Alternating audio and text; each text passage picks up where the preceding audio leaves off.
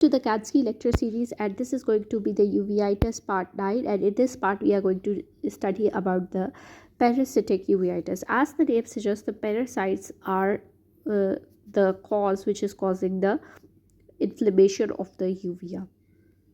So one of the most important is the toxoplasmosis. Introduction: toxoplasmosis is caused by a Toxoplasma gondii and obligate intracellular protozoan. So it is basically caused by a protozoan named Toxoplasma gondii, which is an intracellular protozoa. It is estimated to infest at least 10% of the adults in northern temperate countries and more than half of the adults in the Mediterranean and tropical countries. So it is basically affecting 10% in northern temperate and half in the Mediterranean and tropical countries. The cat is a definitive host with intermediate host including mice, livestock, birds, and humans. So the cat is, so this is human.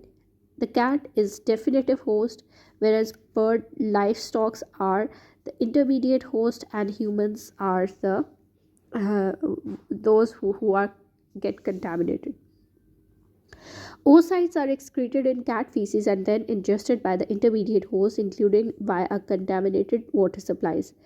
Cat litter disposable with subsequent transfer to food is a well known potential mode of infection in human, though indoor cats have a low rate of toxoplasmosis infestation. So basically, first is the stage of oocytes, which are usually secreted in the cat feces, and they are then ingested by intermediate hosts like birds and livestock, by either contaminated water and food. And after that it is basically, and basically in the humans, if a disposable is transferred to food, it can cause the infection in the human, like intermediate host.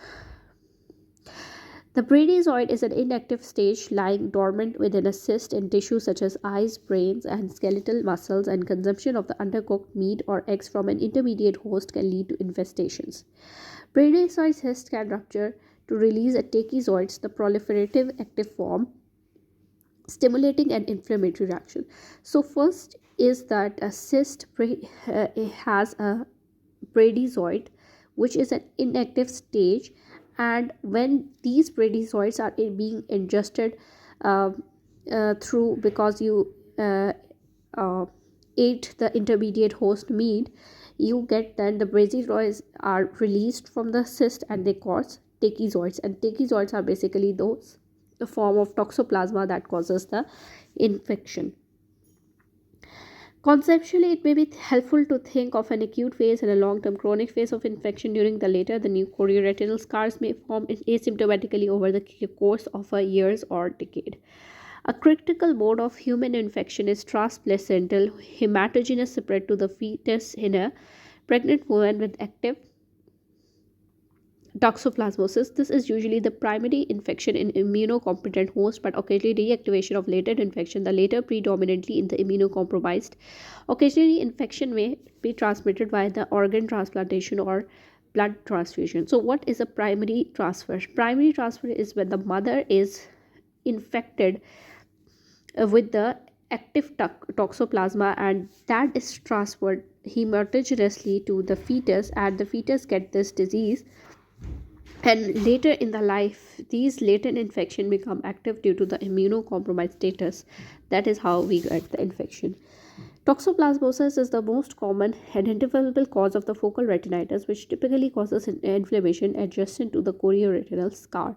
So most of the time the inflammation occur adjacent to the scar when there are release of the tachyzoid. So you can see this is a life cycle of toxoplasmosis gondii. It is basically the cat is the definitive host, which are releasing oocytes in the feces, contaminated food, water, and soils, and these are being ingested by humans, and it can be ingested by birds, rodent, and livestock element. And these tissue cysts, when they are ingested by the humans, they are getting the infection. And when they are getting the infection, they can either transfer to other by the vertically transmission, like in the case of fetus, hematogenously, and in the case of a other person, in the case of transfusion and transplantation. So what is the systemic features? So there is a congenital toxoplasmosis. The mother is often symptom free or has only mild constitutional manifestations. The severity of the fetal involvement is related to the duration of the gestation. The severity of the fetal involvement is related to the duration of gestation at the time of maternal infection, tending to be more severe in early pregnancy, when fetal death may result 10% of all congenital toxoplasmosis. Neurological and visceral involvement may be very severe, but many cases are subclinical, especially in the later pregnancy. Retinochoroiditis may occur in about over 75%, leaving scars that are commonly a later incidental finding. So basically, in this thing, the writer is trying to say that the infected mother may be not so much showing the symptoms, like she is just showing a mild symptoms, but the severity of the fetus infection depends on when when the fetus gets infected. For example, in the first trimester, the infection tends to be deadly, whereas in a case of later in the pregnancy, it can be much more lesser severity.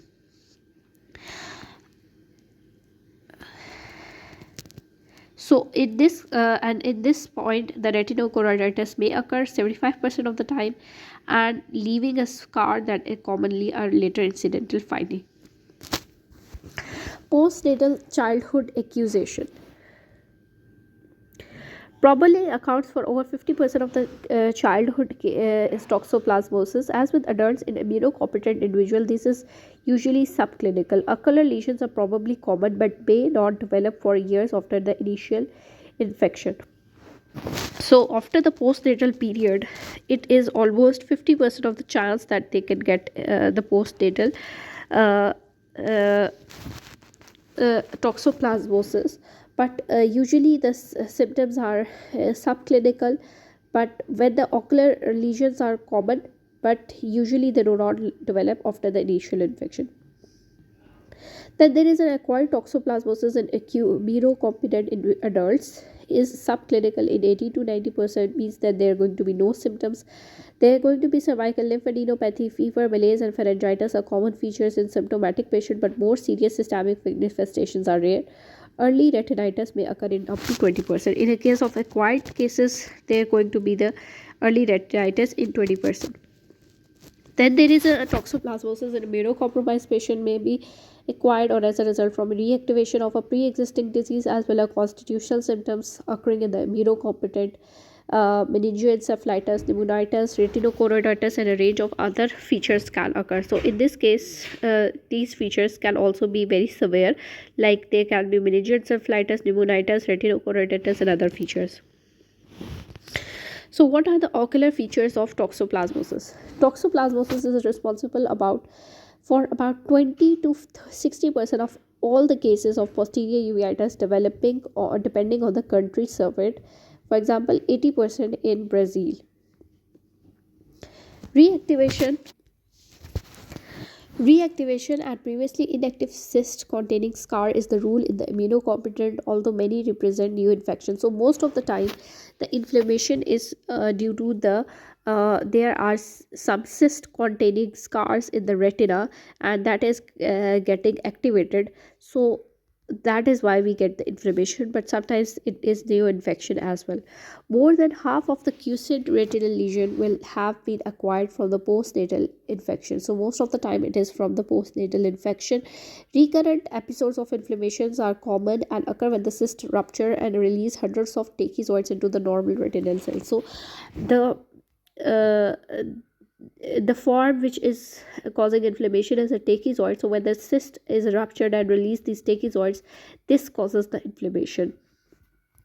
First presentation is with the symptomatic ocular infection occur at an average age of 29 years, perhaps due to a decreasing specific immunity.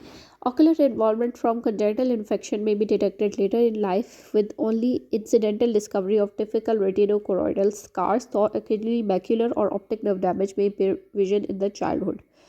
So, what is the symptoms? Symptoms are usually unilateral, acute or subacute onset of floaters, blooding, and photophobia. So, they're going to be floaters that can occur with the case of the uveitis associated with toxoplasma. Then there is a spillover interior uveitis is common. It may be granulomatous or resemble Fuchs uveitis syndrome. Elevated IOP may follow. So usually it is a posterior segment disease, and sometimes there is a spillover interior uveitis. You can see the cells in the interior chamber as well due to the cells coming from the posterior segment, which is known as spillover interior uveitis. A single inflammatory focus or fluffy white retinitis or retinochoroiditis associated with the pigmented scar satellite lesion is typical. Lesion tend to involve the posterior pole. So this is one of the disease that involve the posterior pole, and basically the lesion is that there is going to be the pigmented scar, and around the pigmented scar is going to be the fluffy white lesion, which is the inflammatory focus. So we can see figure. So these are toxoplasmosis gondii cyst containing bradyzoids. 12.36 is showing retinochoroidal scar. In congenital toxoplasmosis, A is showing macular lesion, B is showing peripapillary scarring, and C is showing peripheral scar. Now in this case, active toxoplasmosis retina, A is showing typical satellite lesion adjacent to an old scar. So these are the old scar which are pigmented, and this there is a satellite lesion. Next is a de novo foci. De novo foci is basically the new lesion, which is not associated with an old scar, and multiple lesions are relatively uncommon in immunocompetent but can occur frequently in immunocompromised.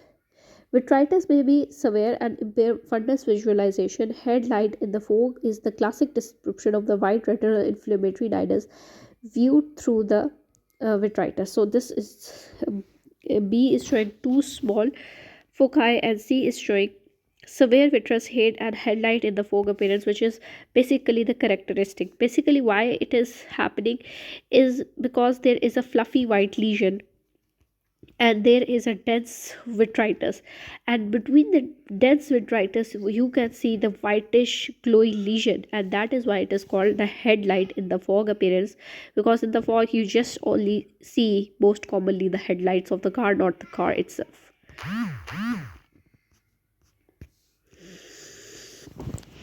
Vasculitis may be arterial, but it is more commonly venous. Optic disc edema is common. Extensive and fulminant retinal involvement is generally confined to the immunocompromised, in whom it may be bilateral and difficult to distinguish from the viral retinitis. Retinochoroiditis may be absent in the acute phase of the acquired disease, with activity consisting of interior uveitis, vasculitis, and retinal vasculitis. Typical retinal scars may form later. So basically most of the time in acute phase there is going to be the uveitis, vitritis, and vasculitis, and retinochoroiditis is absent. Then there is a neuroretinitis that can occur in the case of the toxoplasmosis. Neuroretinitis, similar to that seen in the cat scratch disease, is rare and may be marker of acutely acquired rather than reactivated infection. Then there is a punctate outer retinal toxoplasmosis, is an atypical manifestation featuring cluster of small 25 to 75 micrometer diameter gray white lesions and tend to occur in the younger patients. So basically it is an other manifestation of toxoplasmosis. Basically there is a whitish lesion that occur in a cluster, and they occur in the younger patient.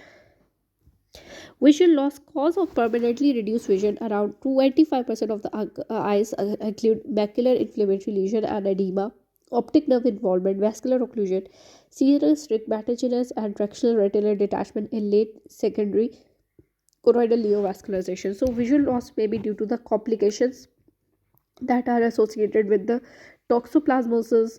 It can be due to macular inflammation, optic nerve involvement. There can be the retinal detachment. There can be tractional, exudative, and serous. Healing in immunocompetent host usually occurs spontaneously within 6 to 8 weeks. Although vitreous opacities take longer to clear, the inflammatory focus is replaced by a sharply demarcated atrophic scar that develops a pigmented border. Recurrence, the average number of recurrent attacks per patient is 2.7, and within 5 years, more than half may experience a further episode. So, recurrence of these diseases is common, and most of the time, uh, the attack is usually almost 3 times within a 5 year. So let's say figure 12.3238 A is showing uncommon complications of the toxoplasmosis retinitis. A is showing periarteritis resulting in a branch retinal artery occlusion. Uh, FA showing extensive non-perfusion of the posterior pole. C is showing serious macular detachment. D is showing FA showing hyperfluorescence due to the pooling of the dye. E is showing choroidal neovascularization adjusted to the old scar. FA of showing corresponding hyperfluorescence. Next is what are the investigations that you can perform in a case of toxoplasmosis. Diagnosis is usually based on the clinical examination finding serology. Toxoplasma IgG antibodies are detectable in serum within 1 to 2 weeks of initial infection and indicate exposure to organism at some point in the past, providing circumstantial evidence to support clinical suspicion.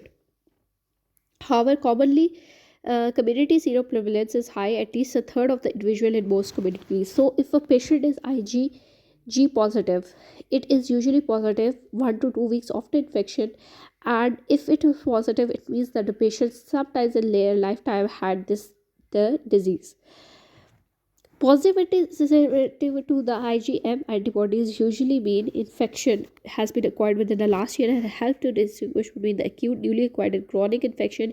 It is a critical test if a newly acquired infection is suspected during pregnancy. Occasionally, IgM is positive due to resistant or reinfection following earlier infection. So basically, if IgM is usually positive if the infection is acquired just within a last year, so it is basically to detect acute versus chronic disease. So you can know if the IgM is positive, it means that the disease is acute. PCR testing of the intraocular fluid is variable sensitive 16 to 67% but highly specific and can be diagnostic in clinically uncertain cases. Aqueous and vitreous probably give similar yields. Ocular fluid antibody assessment. Calculating the ratio Goldman-Whitmer coefficient of specific IgG in aqueous humor to that of serum seems to be reasonably sensitive. 48 to 90% investigation. So basically, it is that you check the IgG in aqueous humor and then you check in the serum, and um, the ratio will give us the sensitive investigation, which is known as a Goldman-Whitmer coefficient. Imaging OCT will demonstrate macular edema. B-scan ultrasonographic imaging can be used to exclude retinal detachment in the presence of severe vitritis, and FFA may facilitate monitoring of the inflammatory activity. So this is the progress treatment. Treatment is basically, you need antibiotics and you need steroids to complete to treat the parasite, and you need steroids to treat the inflammation. So antibiotics plus steroids are mainstay of the treatment of the toxoplasmosis. Let's see what antibiotics are specific for toxoplasmosis. Active ocular toxoplasmosis is treated with antibiotics, but none of the current approaches has been shown to be better than other in respect to the final visual outcome, lesion size or recurrence rate. Eradication of the parasite is difficult to determine, but parasite activity and multiplication can be reduced, leading to a decrease in size of the eventual retinochoroidal scar. The agent used have the potential for significant morbidity, and as spontaneous resolution generally occur, treatment is not administered every case. So there is going to be the indication of treatment. Clear indications include the sight-threatening lesion involving the macula, papillomacular bundle, optic nerve head, or major bundle. vessels, severe vitritis, and immunocompromised. So there are usually three things. When there is a sight-threatening lesion, especially when it is affecting the optic nerve, it is affecting the vessels, it is affecting the macula. And second is, if there is a severe vitritis, you will start the antibiotics. And third is that you are immunocompromised. Treatment typically lasts 4 to 6 weeks, and complete healing of active lesion occur within over 4 to 6 months. Treatment of congenital toxoplasmosis in neonates with antimicrobial for 1 year may reduce the frequency of the subsequent development of retinochoroidal scar. So there is going to be the triple regime. Number one is the prednisolone. 1 milligram per kg is given initially and tapered according to the clinical response, but should always use in conjunction with a specific anti-toxoplasmosis agent, most frequently pyrimethamine, combined with the sulfadiazine, classic or triple therapy, sometimes supplemented with clindamycin. So most of the times the treatment is pyrimethamine plus sulfadiazine plus steroid, and you can give plus minus clindamycin in this case. So prednisolone is basically given 1 milligram per kg, and that is tapered, and this is known as triple regime. Some authorities start steroid only after 28 to 4 to 48 hours of the antimicrobial therapy. Systemic steroids should be used with extreme caution when the immunocompromised patient, and children should undergo varicella zoster vaccination if they had not had a chickenpox. So usually the steroids are started after you have started the antimicrobials. Pyrimethamine is a folic acid antagonist that is believed to be the highly effective. It is administered as a loading dose of 75 milligram to 100 milligram for 1 to 2 days, followed by 25 to 50 milligram for 4 weeks in combination with the oral folic acid, not folic acid, 5 milligram 3 times a week to retard the thrombocytopenia, leukopenia, and folate deficiency. So pyrimethamine is anti-folic acid antagonist. For 1 to 2 days you give it for the 100 milligram, and after that you give 50 milligram for 4 weeks, and usually it is given with the folinic acid because to reduce the thrombocytopenia, leukopenia, and folate. Weekly blood count should be performed in acquired immunodeficiency syndrome. Pyrimethamine is avoided or is used at a lower dose because of the possibility pre-existing bone marrow suppression and the antagonist effect of the zidovudine when the drugs are combined. Sulfadiazine 1 gram 4 times a daily for 3 to 4 weeks is usually given in combination with pyrimethamine. So it is also given for forming 1 gram 4 times a daily. QID. Side effects of sulfonamides include renal stones, allergic reaction, and Stevens-Johnson syndrome. So there can be the intravitreal therapy, and why we give it, especially in the case of pregnancy when you are not indicated to give the systemic pyrimethamine and sulfadiazine. So intravitreal therapy with clindamycin 1 milligram and dexamethasone 400 microgram can be effective as triple therapy in reactivated infection. 2 to 3 injection and 2 weekly interval may be required. It may be preferred in recurrent infection in pregnancy, but not generally be used in isolation in the immunocompromised and newly acquired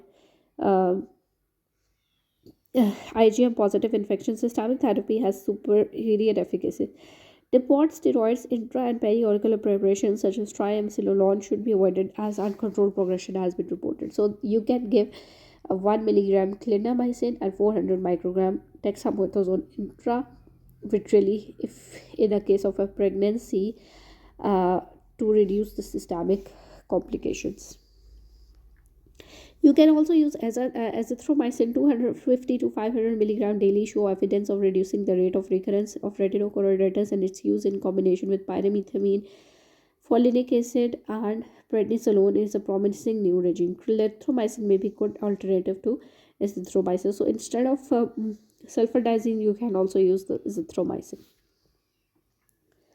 Next is the chlortrimoxazole, trimethoprim 160 milligram, and sulfamethoxazole 800 milligram twice daily in combination with prednisolone is low cost and better tolerated option, but may not be quite as effective as classic therapy. So you can also use chlortrimoxazole with steroid, and it is one of the promising regime as well. So you can also use a clindamycin orally, and when it is combined with the triple therapy, it is known as quadruple therapy. So clindamycin 300 milligram 4 times daily may be added to triple therapy or used instead of pyrimethamine. So you used it instead of pyrimethamine. We use azithromycin instead of sulfadiazine, and we used clindamycin instead of pyrimethamine. Pseudomembranous colitis is a potential adverse effect. Atovaquone theoretically attacks encysted radiozoid but does not seem to prevent recurrence in vivo. Dosing is 750 milligram 2 to 4 times daily. So atovaquone attacks the radiozoid. Topical steroid and mediatics may be given for anterior uveitis. Antimicrobial maintenance therapy is used in immunocompromised patients. So pregnancy is one of the state. Treatment of recurrent ocular toxoplasmosis during pregnancy should be chosen carefully and only started if absolutely necessary, as several of the drugs discussed above have potential to harm fetus. So in this case, intravitreal therapy are given. Intravitreal therapy for reactivated disease or systemic treatment with azithromycin, clindamycin, and possible prednisolone may be appropriate. Specific treatment to prevent transmission to the fetus is not generally given except in the newly acquired infection, when urgent specialist management is appropriate. Sphingomycin alone or in combination is commonly chosen. Vitrectomy may be performed in selected cases. So this is a progression of toxoplasmosis retinitis, age during moderate activity and age during 3 months later following antibiotic treatment. So that is it for the uveitis. See you in the next lecture.